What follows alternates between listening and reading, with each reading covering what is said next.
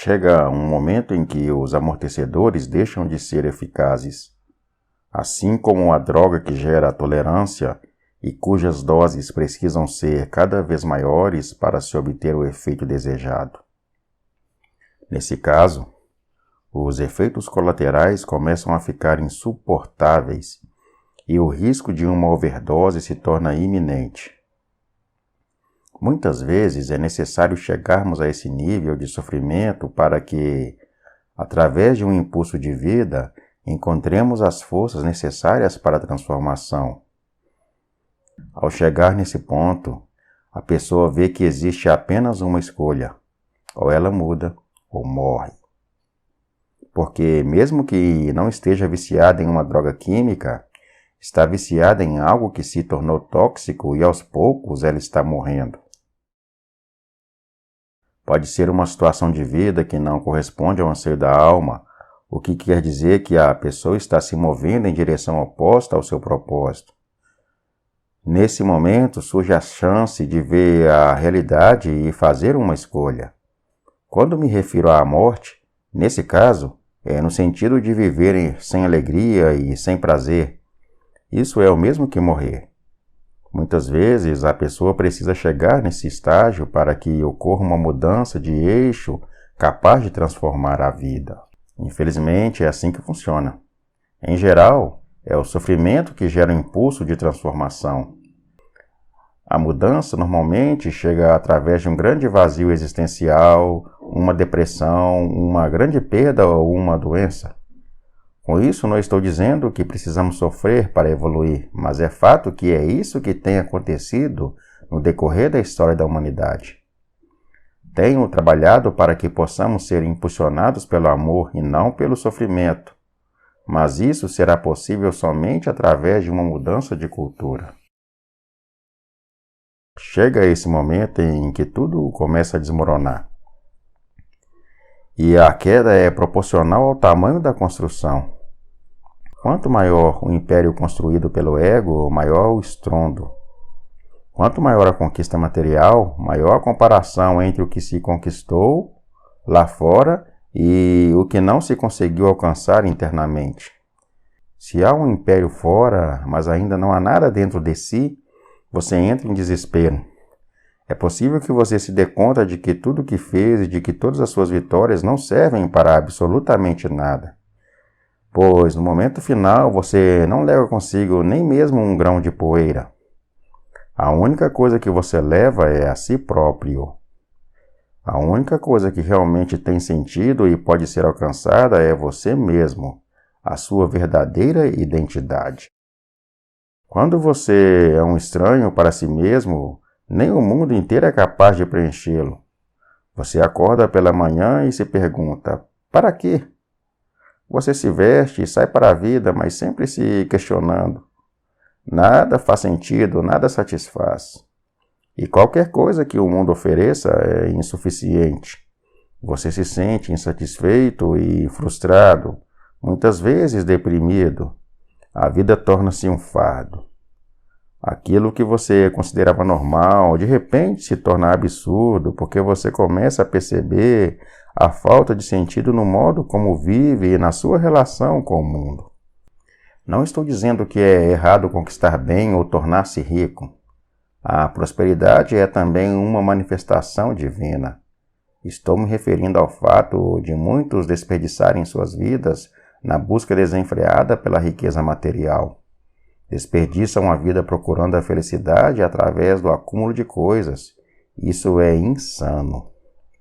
O homem sensato é aquele que busca a felicidade dentro de si mesmo. Mas, independentemente da riqueza que a pessoa possa ter adquirido ou da pobreza na qual esteja vivendo, essa crise existencial caracteriza uma emergência. Algo precisa mudar. Trata-se de uma crise profunda, mas absolutamente necessária, pois é ela que faz você se mover para a transformação. Tenho dito que, no mais profundo, as crises são positivas. Isso é perceptível não somente na esfera pessoal, mas também na coletiva. Não importa se é crise política, econômica, financeira ou ambiental. Não importa se é um câncer, uma dor de estômago ou uma acne. Se existe uma crise agora, é porque alguma coisa já estava errada muito antes de ela se manifestar.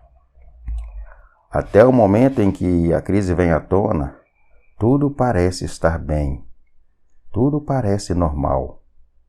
Até que os sintomas surjam, você aparenta estar saudável, mas a verdade é que a doença, que também é uma forma de crise, já estava em processo de instalação no seu sistema havia já um bom tempo. Portanto, a crise é apenas uma eclosão, a exposição de algo que estava submerso, mas que vinha se fortalecendo por maus hábitos, condicionamentos e comportamentos contaminados pelo medo. Olhando por esse ângulo, a crise é uma bênção, pois se examinarmos o que está por trás dos sintomas, teremos a chance de reconhecer e tratar a doença em sua origem. Portanto, ela é uma oportunidade de cura e crescimento. Não poderia passar por esse tema sem tocar na questão da depressão, pois vejo que estamos enfrentando uma verdadeira epidemia desse distúrbio. Como mencionei anteriormente, a depressão tornou-se a doença do século, e isso reflete o ponto em que estamos na jornada evolutiva. Por mais que tenhamos avançado nas descobertas científicas, ainda não encontramos solução para esse tipo de desequilíbrio. Muito pelo contrário. Os índices de suicídio são assustadores. Desenvolvemos máquinas capazes de ir para além da atmosfera terrestre e de visitar outros planetas, mas ainda não temos tecnologias eficazes para a transcendência da carência e para a cura da obsessão pelo poder. Ainda não fomos capazes de encontrar soluções para os nossos problemas ambientais, nem para os altos índices de pobreza e de violência no mundo. Costumo brincar dizendo que seria muito bom se pudéssemos desenvolver uma pílula para despertar o amor. Essa seria a pílula que cura todas as doenças, pois o amor é o solvente universal para todos os males. A depressão é um sintoma do amor represado, do amor guardado no cofre. Em outras palavras, é um sintoma do coração fechado. E esse fechamento, esse bloqueio da energia realmente muda a química do cérebro. O amor é a própria seiva da vida. Ele faz tudo crescer e prosperar. Se o amor não está circulando no sistema, inevitavelmente os níveis de dopamina e serotonina entre os outros hormônios ficam baixos e, portanto, você fica fisicamente deprimido. Esse estado vai dificultando cada vez mais a abertura do coração e até mesmo a busca de saídas para o problema. Trata-se de mais um círculo vicioso. Às vezes é necessário usar uma medicação para interromper esse círculo e para reorganizar a química do cérebro, mas a maioria das químicas utilizadas gera dependência, o que, na verdade, leva ao agravamento da situação. De fato, a intervenção química pode ajudar no primeiro momento, para amenizar os sintomas, mas é importante não perder o rumo da cura. É importante lembrar que a desorganização química do sistema é apenas um sintoma e não a causa. A causa é o amor bloqueado. E para desbloquear o amor se faz necessário um tanto de coragem para romper com a mecanicidade, ou seja, romper com os condicionamentos que o impedem de ver a vida através de outro ângulo. Muitas vezes, tudo parece estar muito bem na sua vida material, mas você continua insatisfeito e deprimido. Por mais organizada que esteja a sua vida, você sente que algo está fora do lugar, embora não consiga identificar o que é. Às vezes é difícil reconhecer, mas sempre há uma pista. Nesse caso, eu sugiro que você se pergunte: se eu não tivesse que ganhar dinheiro, nem agradar alguém, o que eu faria da minha vida? O que eu faria com meu tempo? Essa é uma boa pergunta que pode ser o início de um processo de cura. Se você se permitir ir a fundo nesse estudo, será capaz de ver que não está dando passagem para aquilo que a sua alma quer manifestar. Não está dando passagem para o amor. Em outras palavras, você não está se permitindo ser espontâneo porque está preso em um papel social. Pergunte a si mesmo: quem está atuando nesse papel? Quem é o personagem dessa história? Sempre digo e repito que é preciso coragem para mudar, porque muitas vezes você se acomoda nesse personagem. O que ocorre é que a personalidade, desde cedo, foi treinada para fazer o que é certo, de acordo com os padrões da sociedade, e até certo ponto isso é necessário. Mas você deixa de ser criança e se torna um adulto preso nesses limites.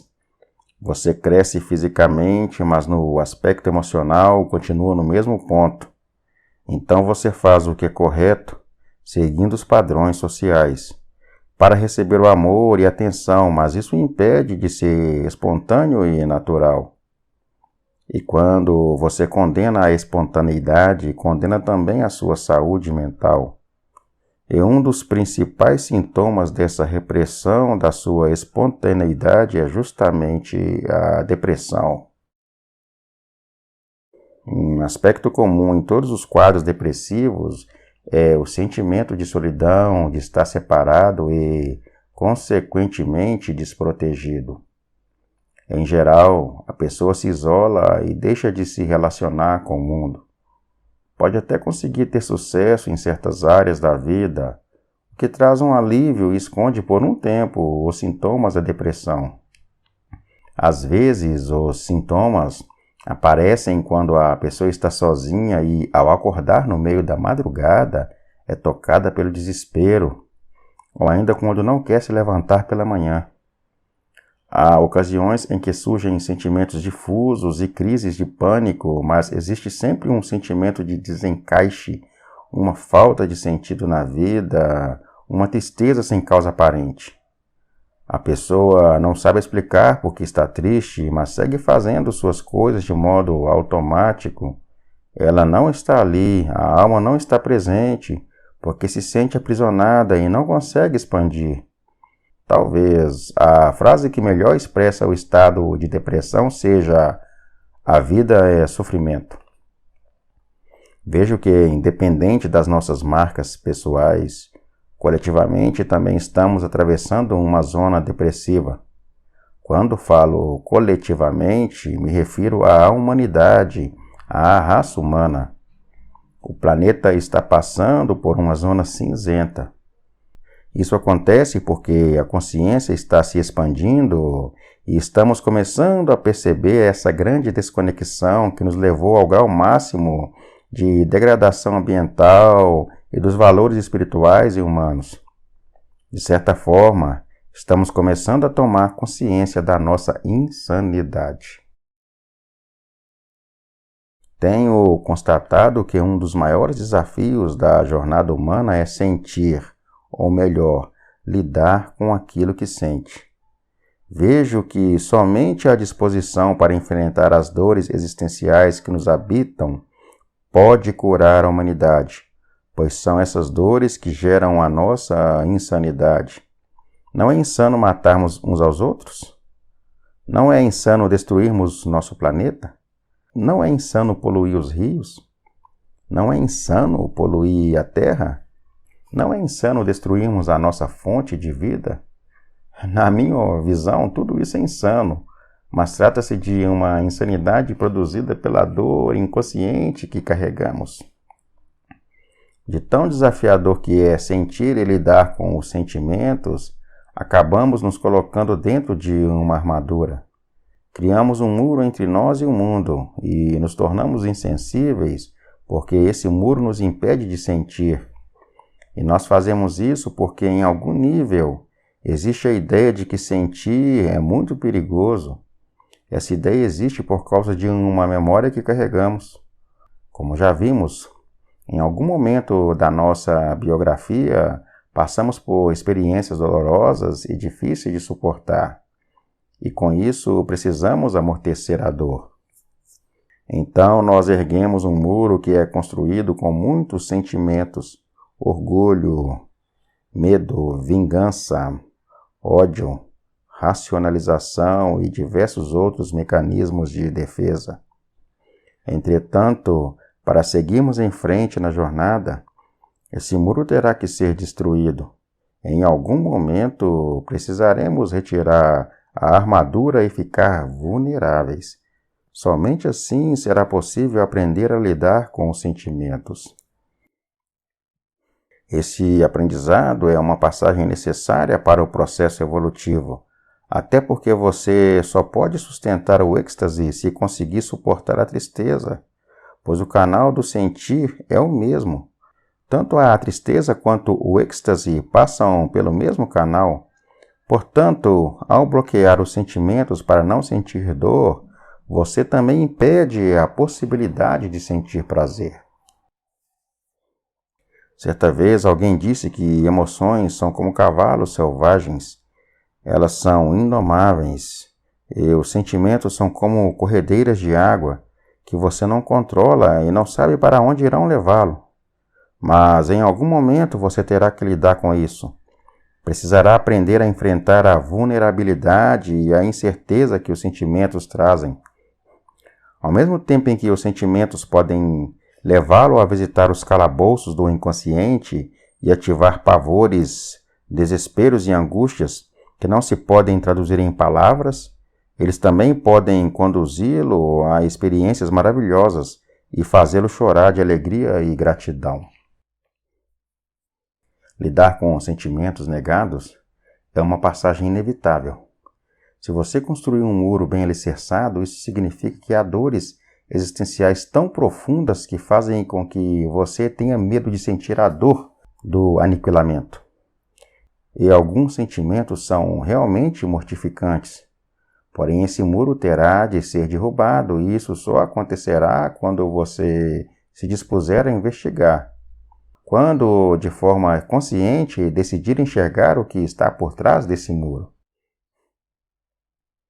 Para enfrentar a dor e lidar com os sentimentos negados, é preciso ter um tanto de humildade e de coragem. Humildade para admitir que realmente as coisas não foram fáceis, mas faça isso sem redimensionar a dor, ou seja, sem fantasiar e cair no vitimismo. É preciso também ter humildade para reconhecer que a rosa tem espinhos. É necessário ter coragem para encarar tais dores, o que significa olhar para o espinho e retirá-lo. Mas retirar o espinho causa dor, especialmente se ele está acomodado na carne. E o fato de estar acomodado não significa que não dói. Pelo contrário, deve estar infeccionado, criando uma gangrena que você não sente por estar amortecido. Então, no primeiro momento, mexer no espinho vai doer mais do que tê-lo encravado na carne. Olhar para os espinhos significa entrar em contato com memórias e traumas que você sempre quis esquecer. Querer esquecer ou querer que algo não exista não é o suficiente. Você quer se libertar do passado, mas ele continua lá. Só é possível libertar-se do passado chegando a um acordo com ele. Identificar nossos distúrbios, preocupações e loucuras é o primeiro passo. No entanto, entre a identificação da doença e a cura, há um caminho por vezes longo. Por isso é preciso estar comprometido com a cura. Isso é realmente valioso. Nesse mundo é raro encontrar pessoas que tenham essa lucidez. Portanto, para ser você mesmo, além de humildade, é necessário também ter comprometimento, coragem e firmeza para se libertar das defesas e desconstruir os muros, as armaduras e as máscaras. Para isso, você precisará tornar-se vulnerável. Só é possível manifestar o propósito da alma estando desarmado. Por isso eu digo que o fato de você identificar que está se defendendo, que está brigando, que está armado, é uma medida de sucesso. Só o processo de tomar consciência disso já tem o poder de despertá-lo. Quando você percebe algo que não estava percebendo, sua consciência já está expandida. Por isso tenho dito que a maior conquista da humanidade não diz respeito a avanços científicos, mas sim à capacidade de identificar o que foi negado e de aprender a lidar com a natureza sombria. A capacidade de tratar a dor. Mesmo com todo o desenvolvimento tecnológico e o acúmulo de dinheiro, ainda não aprendemos a lidar com a raiva, o ciúme, a inveja, a frustração. Portanto, considero algo realmente valoroso para o ser humano aprender a enfrentar esses conteúdos, ou seja, as dores existenciais que o habitam. Devido à inabilidade que temos para trabalhar com isso, simplesmente tiramos esses sentimentos do nosso campo de visão, amortecemos e desenvolvemos máscaras. Isso não quer dizer que sou contra o avanço tecnológico e científico, muito pelo contrário. Sou um usuário e pesquisador de novas soluções, desde que elas estejam alinhadas com o desenvolvimento sustentável do ser humano e sirvam ao propósito maior. É fato que nos desenvolvemos muito tecnologicamente nas últimas 3 décadas. Nunca houve tanto dinheiro no mundo. No entanto, continuamos matando uns aos outros. Não há nada de errado com a tecnologia, com as maravilhas da arquitetura, da arte, da engenharia. Não há nada de errado com o dinheiro. A questão é o uso que estamos fazendo disso. Vejo que a humanidade ficou parada nesse ponto do estudo. Ao mesmo tempo em que existe a necessidade de aprender e crescer através do sofrimento, há também uma incapacidade de lidar com a dor. Esse paradoxo tem gerado um sofrimento desnecessário. Por isso eu digo que se há algo de real valor nesse mundo, é o autoconhecimento. Esse é o caminho.